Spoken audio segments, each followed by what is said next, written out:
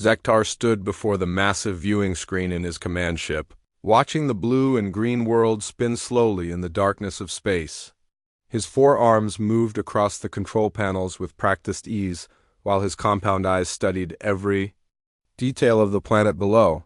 This was supposed to be easy. The intelligence report said the humans were weak, soft creatures with no real weapons and no unity among their kind.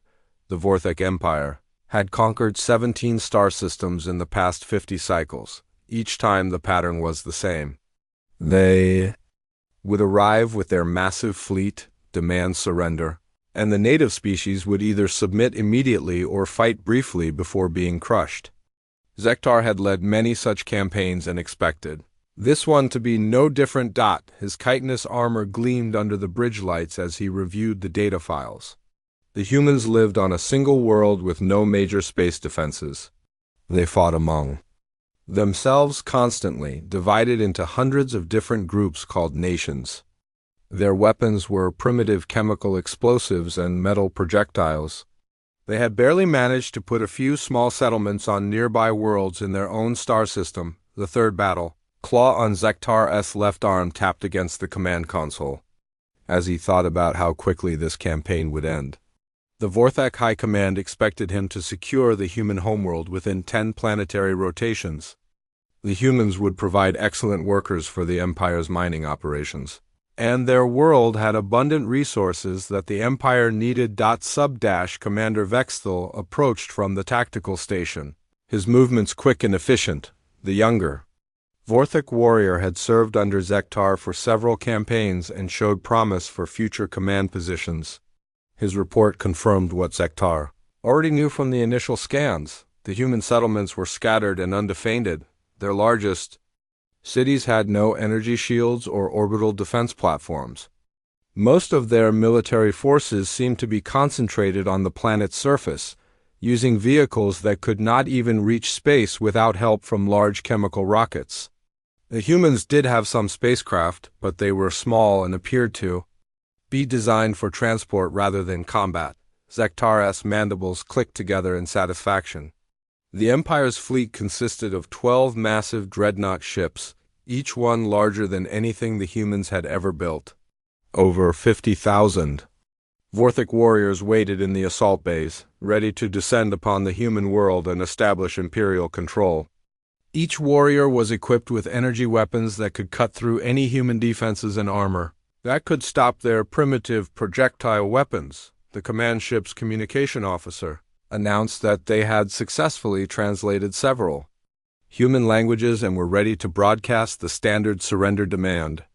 Zektar nodded and gave the order to begin. The message was simple and had worked on every previous world they had encountered. The humans were informed that the Vorthek Empire now claimed their star system and all its resources. They had one rotation of their planet to surrender completely and prepare for integration into the Empire as a worker species. Any resistance would result in the complete destruction of their civilization and the enslavement of all survivors. Zektar expected an immediate response of fear and submission. Previous species had usually surrendered within hours of receiving such a message. The few that had attempted resistance had been crushed so quickly that word of human defeat would spread throughout this sector of space, discouraging any other species from challenging Imperial expansion while waiting for the human response. Zektar reviewed the tactical data once more. The humans had shown some interesting technologies in their space exploration efforts. Their ships used efficient chemical propulsion systems and their settlements showed good engineering skills. But none of this was particularly impressive compared to Vorthek capabilities. The most curious thing about the humans was their apparent disunity. The intelligence report showed that they had recently fought several major wars among themselves, using increasingly destructive weapons. Some of their conflicts had involved the use of atomic weapons that could destroy entire cities. Zektar found it puzzling that a species would use such devastating weapons against their own kind, but it confirmed that they were violent and primitive. Hours passed without any response from the human governments. Zektar began to grow impatient. Usually species either surrendered immediately or began mobilizing their defenses Within the first few hours, the humans seemed to be doing neither. Their communication networks showed increased activity, but there were no signs of military preparation or any attempts to contact the Vorthek fleet. Commander Vextel reported that human spacecraft throughout their star system had suddenly changed their flight patterns. Ships that had been moving on regular commercial routes were now heading toward unknown destinations. Several large space stations had stopped responding to routine communications from the planet's surface. Zektar's primary arms gestured dismissively.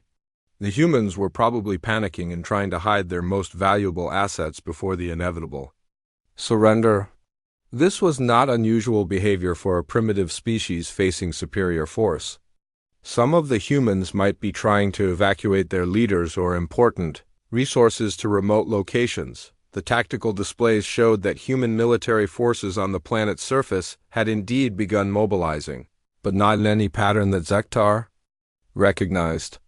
Instead of concentrating their forces to defend major population centers, they seemed to be spreading out and taking defensive positions in remote areas. Their naval vessels were moving away from major ports, and their aircraft were being dispersed to hidden airfields. This behavior puzzled Zektar. Most species tried to protect their population centers and government facilities when facing invasion. The humans seemed to be preparing for an extended guerrilla campaign rather than a decisive battle. Perhaps they understood that they could not win in direct combat and were hoping to make occupation difficult for Imperial forces. As the deadline for surrender approached, Zektar finally received the human response.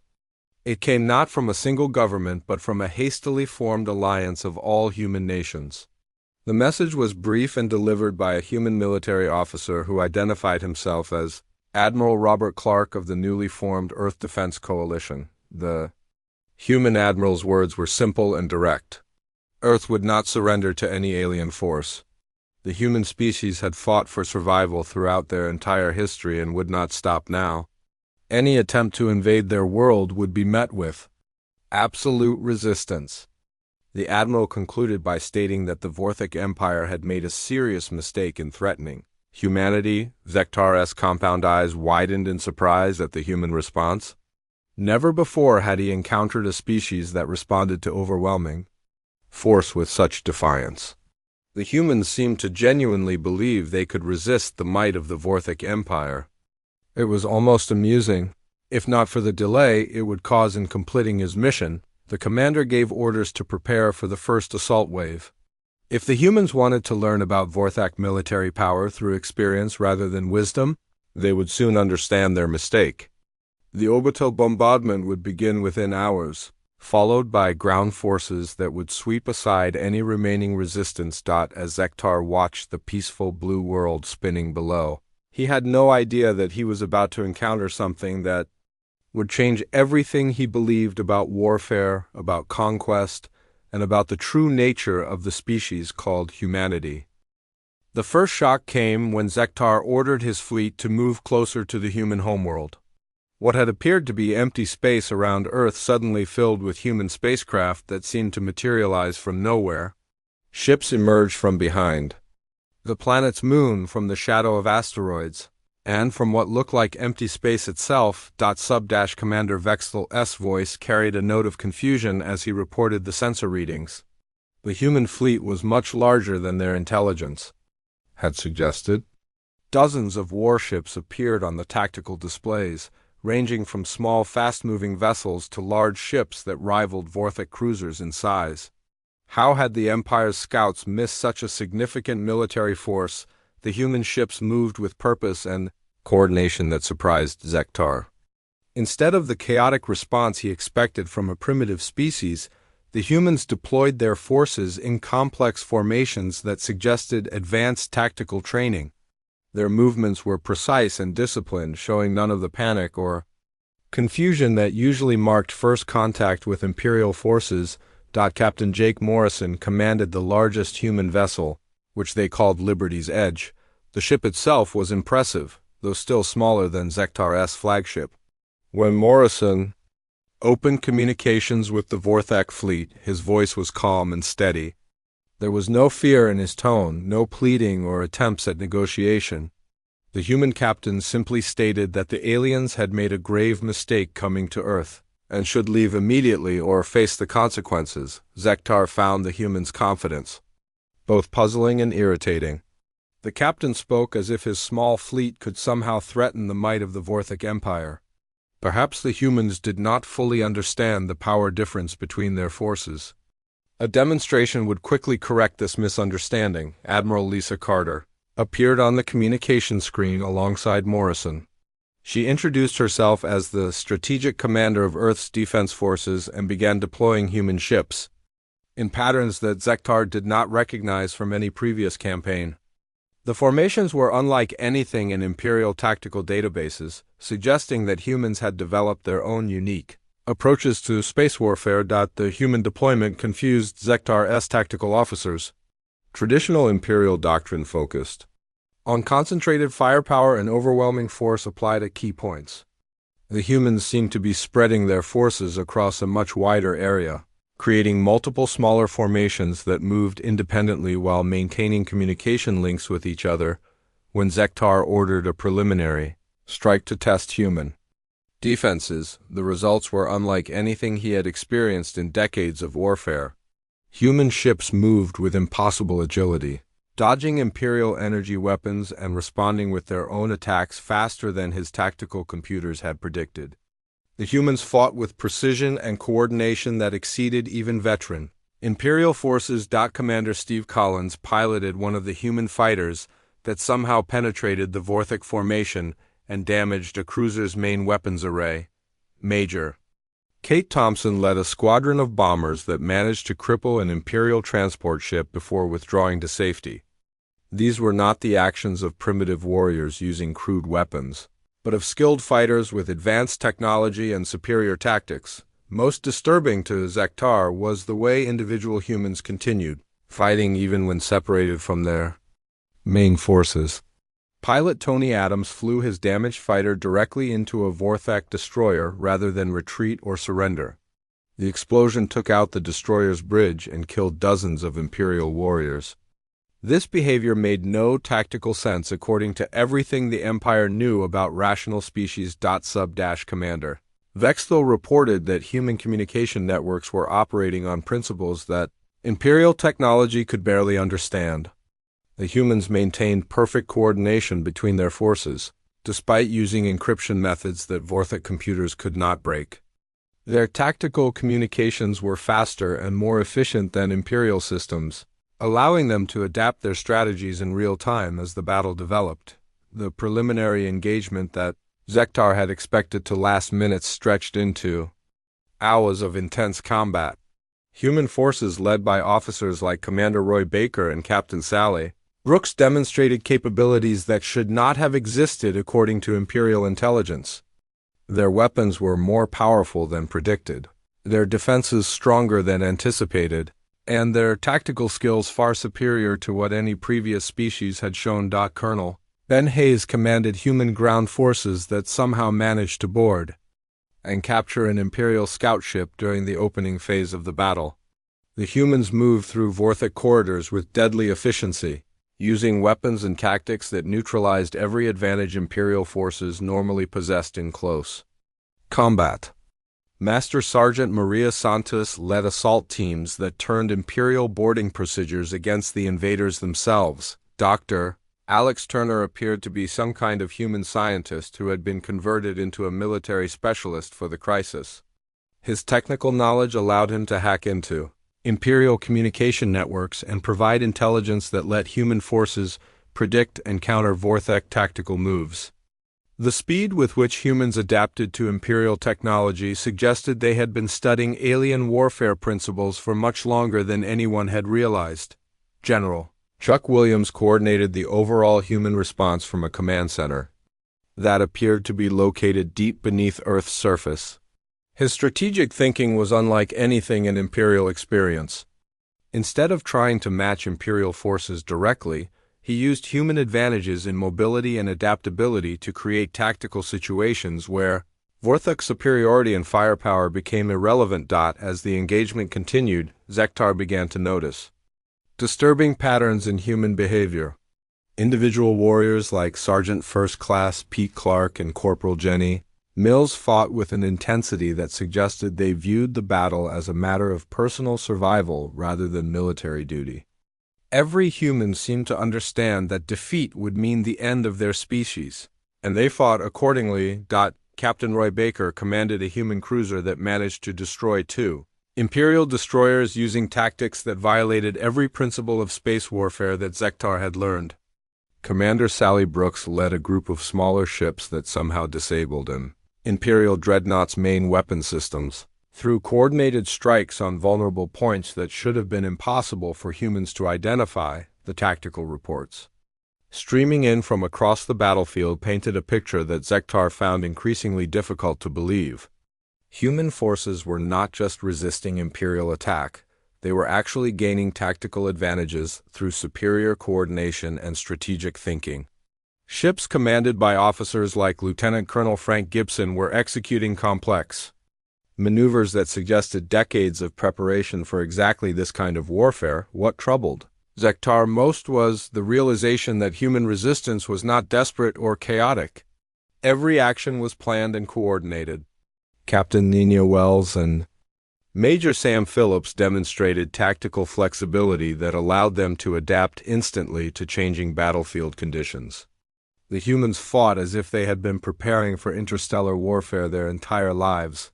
Private Billy Thompson and Admiral Susan Wright represented the range of human military capability, from the lowest-ranking soldiers to the highest commanders. Every human seemed to possess a level of tactical understanding and fighting spirit that exceeded anything the Empire had encountered. They fought not as individuals but as parts of a unified organism dedicated to the destruction of any threat to their homeworld. As hours turned into days, Zektar found himself facing a reality that challenged everything he believed about Imperial superiority. The humans were not just resisting invasion, they were actively defeating Imperial forces using methods and technologies that should not have existed. The easy conquest he had expected was becoming a nightmare that threatened to destroy his entire fleet. The warrior who had never known defeat was beginning to understand that he had encountered something beyond his experience, something that would force him to reconsider everything. He thought he knew about warfare and the nature of the species that called themselves human.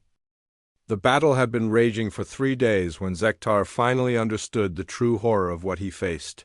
The humans were not fighting like any species the Empire had ever conquered.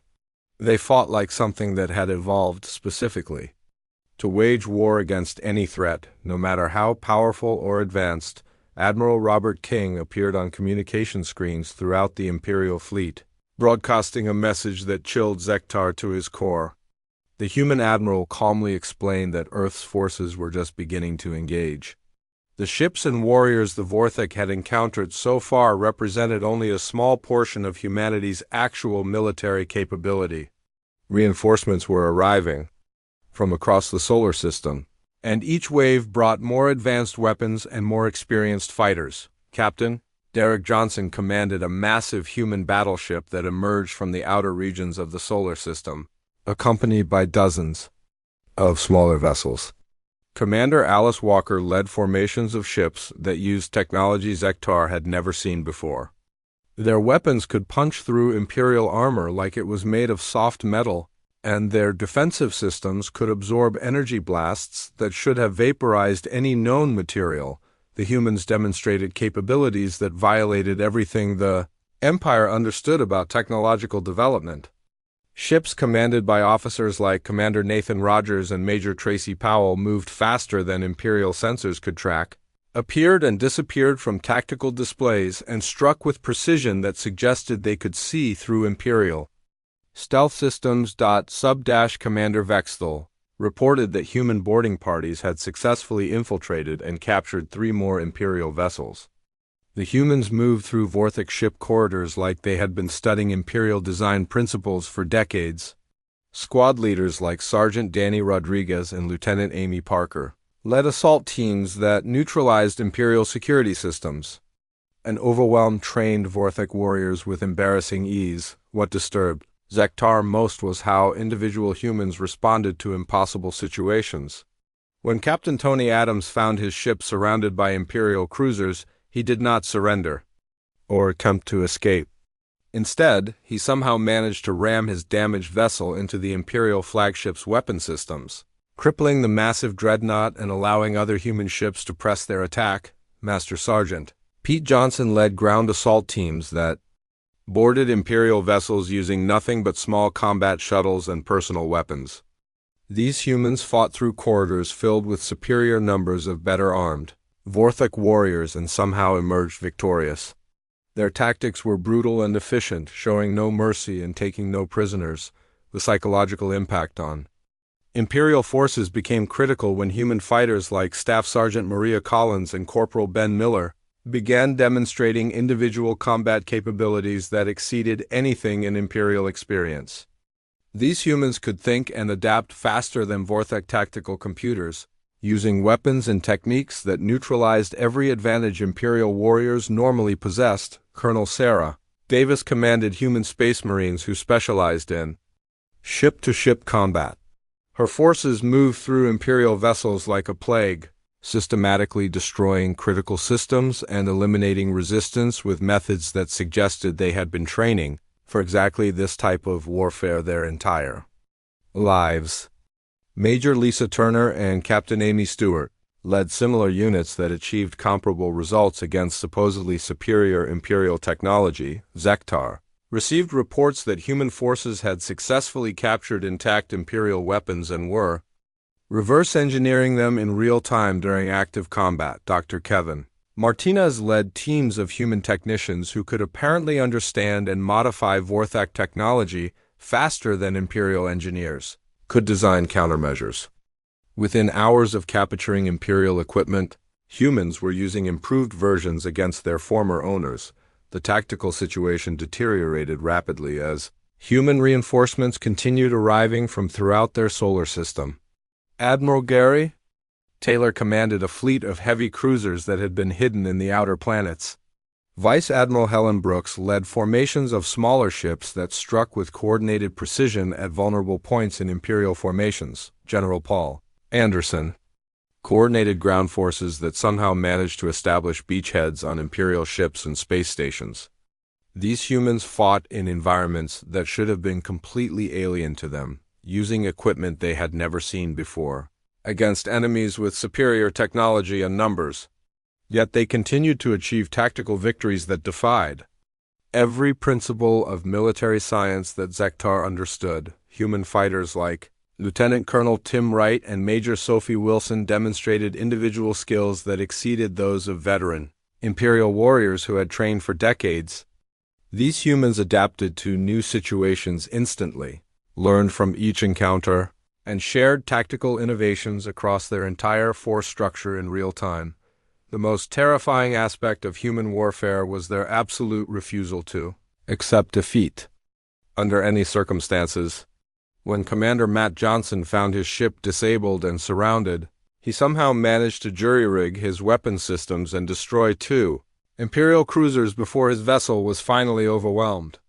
Pilot Ashley Moore flew her damaged fighter into the command bridge of an Imperial dreadnought rather than allow the aliens to study human technology. Captain Chris Evans and Lieutenant Colonel Pat Adams led human forces that established control over entire sections of captured Imperial vessels, using these positions to launch attacks against other Vorthok ships.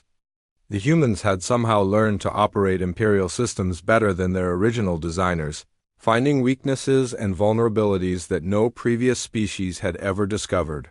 Admiral Susan Phillips commanded human naval forces that demonstrated tactical flexibility beyond anything in Imperial experience. Her fleets could adapt their formations and strategies in real time, responding to changing battlefield conditions faster than Imperial commanders could issue orders.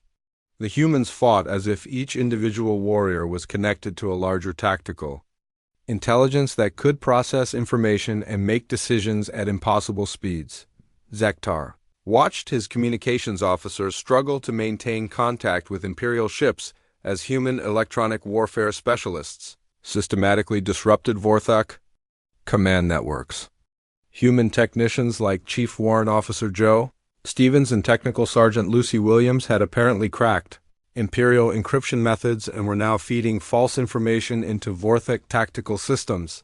The breaking point came when human forces led by Brigadier General Rick Martinez began targeting Imperial supply lines and support vessels.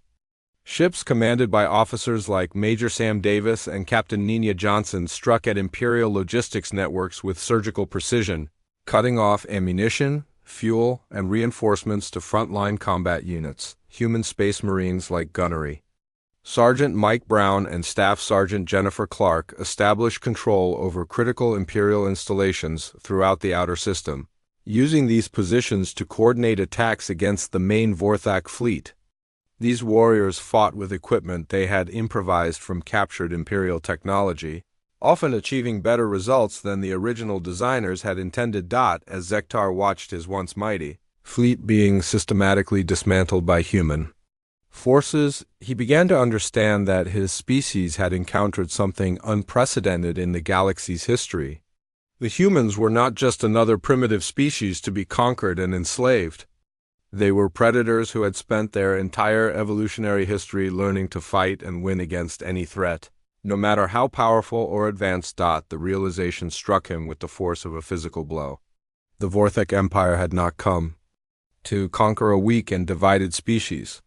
They had stumbled into the territory of the galaxy's apex predators, and those predators were now fully awake and hunting. The fourth week of what should have been a simple conquest operation marked the complete collapse of everything Zektar believed about Imperial military superiority. Human forces had not only stopped the Vorthek invasion but had begun systematically hunting down and destroying Imperial ships throughout the solar system. Fleet Admiral Kevin Cooper commanded human forces that demonstrated capabilities beyond anything in Imperial scientific understanding. His ships moved through space using propulsion systems that Imperial sensors could not identify, struck with weapons that ignored Vorthek defensive technologies, and coordinated attacks with precision that suggested some form of instantaneous communication across impossible distances. The humans revealed technologies that they had apparently been developing in secret for decades. Commander Ashley Anderson led squadrons of fighters that could somehow phase in and out of normal space, appearing inside Imperial formations and striking at vulnerable points before disappearing again. Major Gary Wilson commanded bomber groups that used exotic matter weapons capable of cracking Imperial dreadnought armor with single hits. Zektar's tactical analysis revealed the horrifying truth about human deception. The primitive chemical rockets and simple spacecraft that Imperial intelligence had observed were deliberate misdirection. The humans had been hiding their true technological capabilities behind a facade of basic space exploration, allowing potential enemies to underestimate their military potential. Admiral Carroll Thompson commanded massive human battleships that had been disguised as asteroid mining platforms and research stations. These vessels carried weapon systems that could destroy Imperial cruisers with concentrated energy beams, launch swarms of intelligent missiles that could track and eliminate multiple targets simultaneously, and deploy defensive fields that could absorb and redirect Imperial firepower.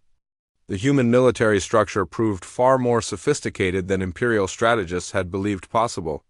When senior commanders like General Paul Davis and Admiral Helen Martinez were killed in action, junior officers like Colonel Tim Johnson and Major Sophie Clark seamlessly assumed command responsibilities without any disruption to tactical operations. Human warriors at every level demonstrated individual capabilities that exceeded those of veteran Imperial soldiers. Private Chris Williams and Sergeant First Class Pat Anderson fought with equipment and tactics that suggested decades of preparation for interstellar warfare. These humans moved through Imperial ship corridors like they had been studying Vorthek design principles their entire lives. Captain Matt Thompson led human boarding parties that could penetrate Imperial vessels, using personal stealth technology that rendered them invisible to Vorthek sensors. Lieutenant Colonel Ashley Davis commanded assault teams that struck at critical ship systems with surgical precision, disabling Imperial vessels without destroying them entirely so that human technicians could study captured technology. The most disturbing aspect of human capabilities was their rate of technological adaptation.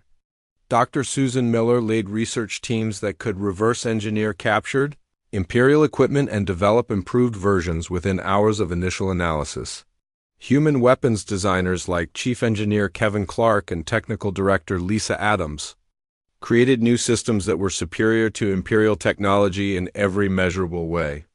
Zektar received intelligence reports that human forces had established hidden bases throughout the outer solar system, installations that had been operating for years without detection by Imperial scouts.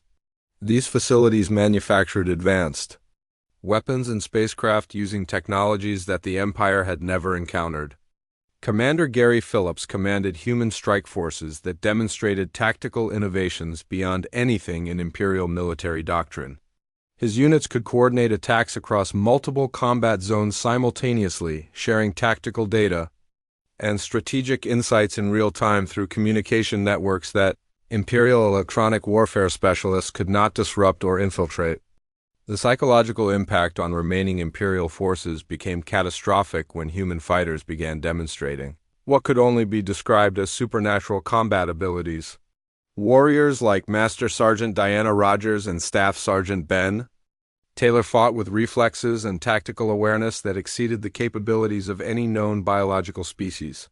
Human military leaders like General Rick Thompson and Admiral Nina Brooks revealed strategic thinking that anticipated Imperial moves before Vortha commanders had fully formulated their plans. These humans seemed to understand Imperial tactical doctrine better than Imperial officers themselves, exploiting weaknesses and vulnerabilities that no previous enemy had ever identified.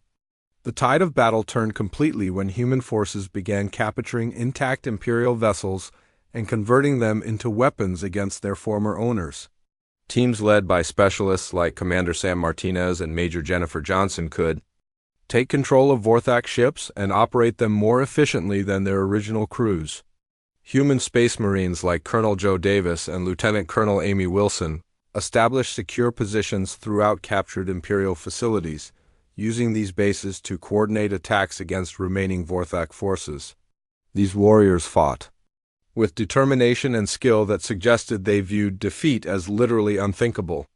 Zektar watched in horror as human hunter-killer squadrons led by officers like Captain Tony Brooks and Commander Helen Adams systematically tracked down and destroyed individual Imperial ships attempting to escape the battlefield. The humans fought with absolute persistence, pursuing fleeing Vorthak vessels across the entire solar system and eliminating them one by one. The final phase of the engagement revealed human capabilities that challenged everything the Empire understood about technological possibilities. Admiral Robert Phillips commanded weapons platforms that could project destructive force across distances that should have been impossible, striking Imperial targets with precision that suggested some form of instantaneous targeting system. Human forces demonstrated the ability to predict and counter every tactical move that Imperial commanders attempted. Officers like General Chuck Davis and Vice Admiral Lucy Thompson seemed to possess strategic insights that allowed them to anticipate Vorthak actions hours or even days in advance, positioning human forces to achieve maximum tactical advantage. The breaking point came when human boarding parties led by warriors like Sergeant Major Mike Anderson and Master Chief Pat Miller successfully captured Zektar's own flagship. These humans moved through the Imperial command vessel like they had studied its design specifications for years, neutralizing security systems and overwhelming elite Vorthak guards with embarrassing ease. As human marines secured the bridge of his command ship, Zektar finally understood the true nature of the species his empire had attempted to conquer. The humans were not primitive creatures who had stumbled into space travel through luck or accident. They were apex predators who had spent millennia perfecting the art of warfare against any conceivable threat the humans had been preparing for. Interstellar war long before they achieved faster-than-light travel.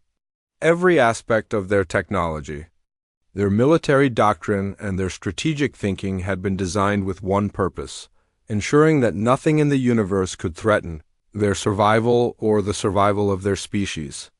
Standing on the bridge of his captured flagship, surrounded by human warriors who had systematically dismantled the most powerful military force the galaxy had ever seen, Zektar realized that the Vorthic Empire had not encountered another species to conquer. They had awakened something that would now hunt them across the stars until every trace of Imperial aggression had been eliminated from the galaxy.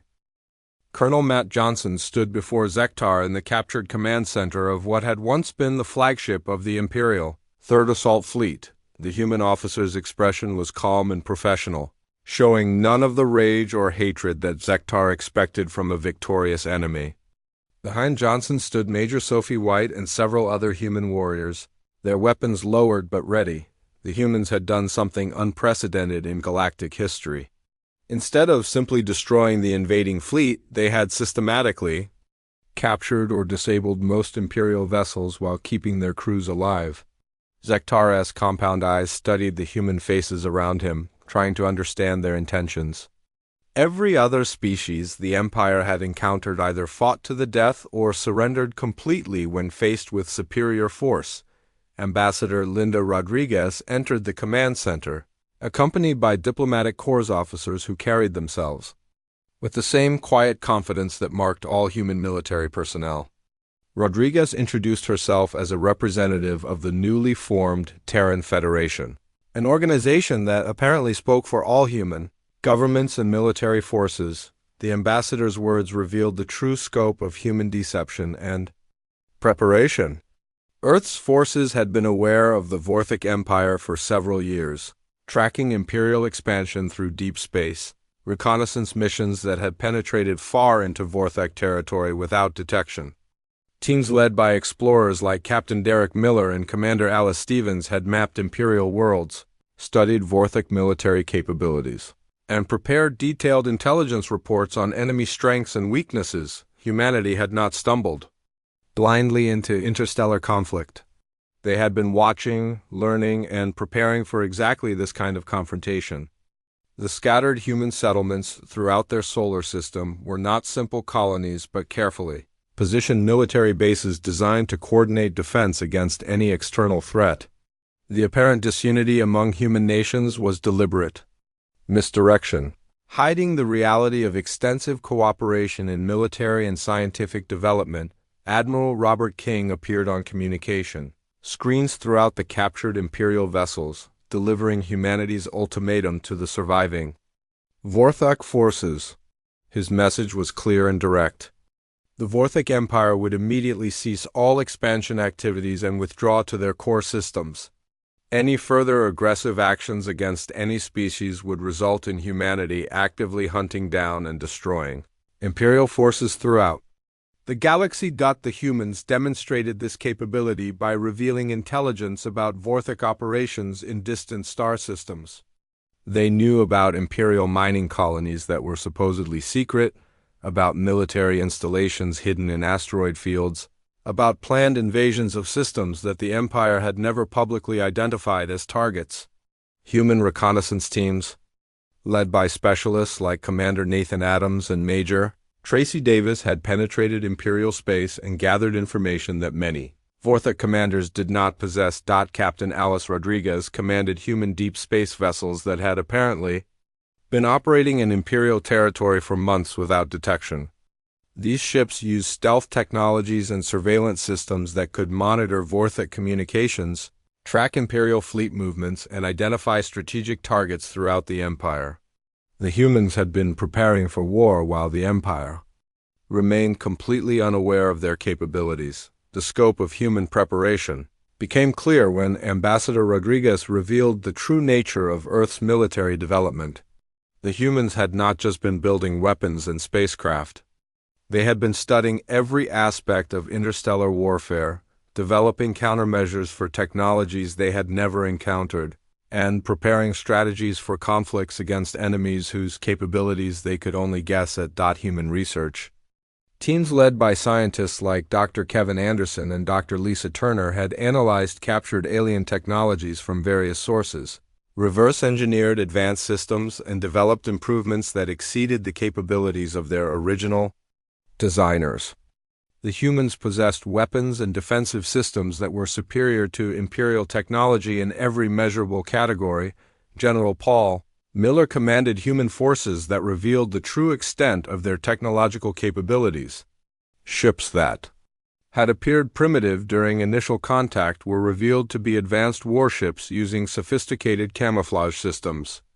Space stations that looked like simple research facilities were actually massive weapons platforms, capable of projecting destructive force across entire star systems. The humans had achieved technological capabilities that the Empire had never encountered.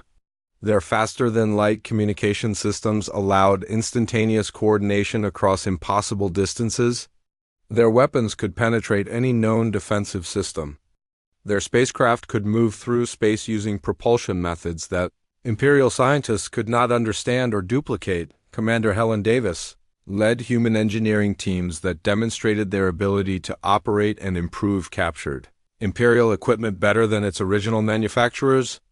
Within hours of capturing Vorthok vessels, human technicians had identified design flaws, implemented improvements, and converted enemy ships into more effective weapons against their former owners.